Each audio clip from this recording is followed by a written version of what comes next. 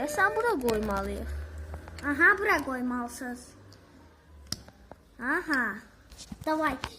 Dostlar, Bəli. gəlin. Siz ora gedin. Mən bura gedirəm. Amma ki, siz ikiniz gedin. Mən güclüyəm məncə. Siz kiçiksiniz. Açın deyirlər. Oo, bunlar yanıba. Pita gəlir. Nədir? Kaçacağım. Kaç. Hop.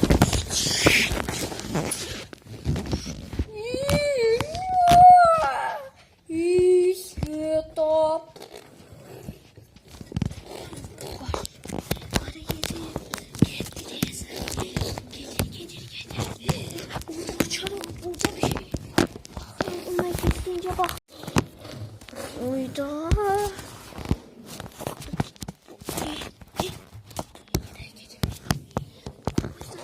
Açar tadı. Stop.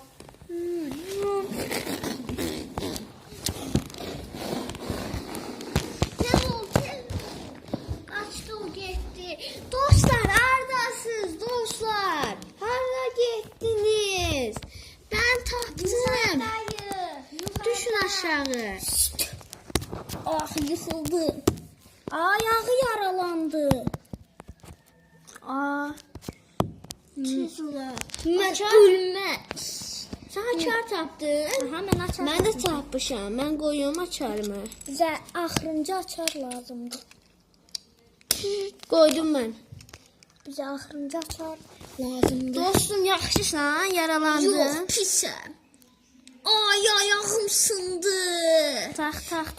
Yox. İndi yaxşıyam. Yaxşı ki sağlıq kiti var. Aha. Gəlin gedək, birlikdə gedək. Aha.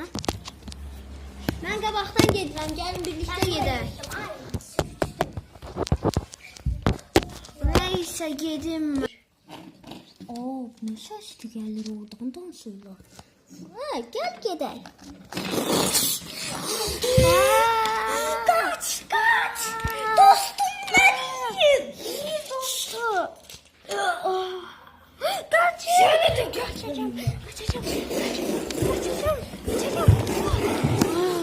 Ben burada güvendeyim. Gitmişim oraya.